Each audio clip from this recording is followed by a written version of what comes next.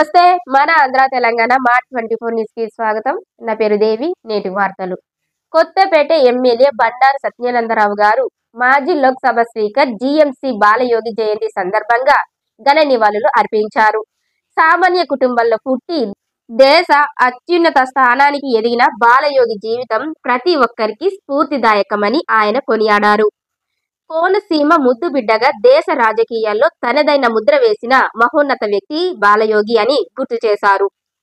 దళిత బడుగు బలహీన వర్గాల అభ్యున్నతకి అహర్నిశలు కృషి చేసిన బాలయోగి సేవలు ఎల్లప్పుడూ అజరామరంగా నిలుస్తాయని ఎమ్మెల్యే అన్నారు.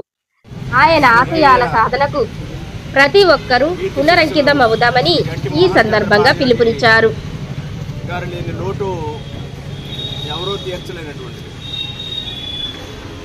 బాలయ్య గారి కోనసీమ అభివృద్ధి ప్రదాత, అజాత శత్రు, అభివృద్ధి కాముకుడు, చిరస్మరణీయుడు. సామాన్య కుటుంబంలో పుట్టి కేవలం 2 దశాబ్దాల లోపు రాజకీయాల్లోనే ఉండి తనదంటూ ఒక చెరగని ముద్రను ఈ ప్రాంత ప్రజల మీద హృదయాల్లో స్థిరస్థాయిగా ఉండే విధంగా ఆయన స్థానాన్ని సంపాదించుకునే విధంగా ఈ ప్రాంత అభివృద్ధికి అవిరళ కృషి చేసినటువంటి గొప్ప వ్యక్తి శ్రీ జీఎంసీ బాలయోగి గారు. అతి సామాన్య కుటుంబంలో పుట్టిన వ్యక్తి అంచెలంచెలుగా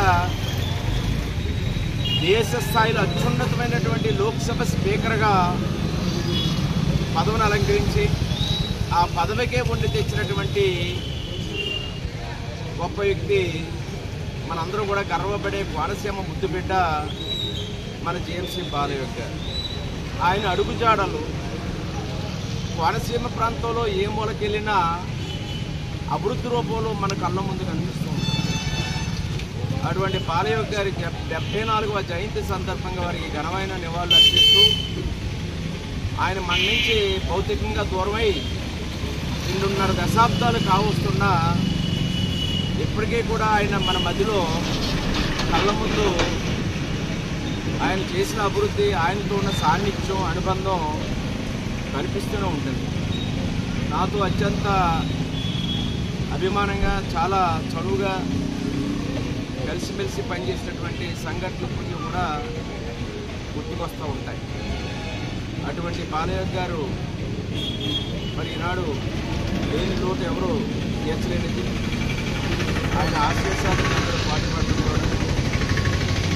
మరి బాలయోగి గారికి ఘనమైన నివాళులు సందర్భంగా తెలియజేసుకుంటున్నారు.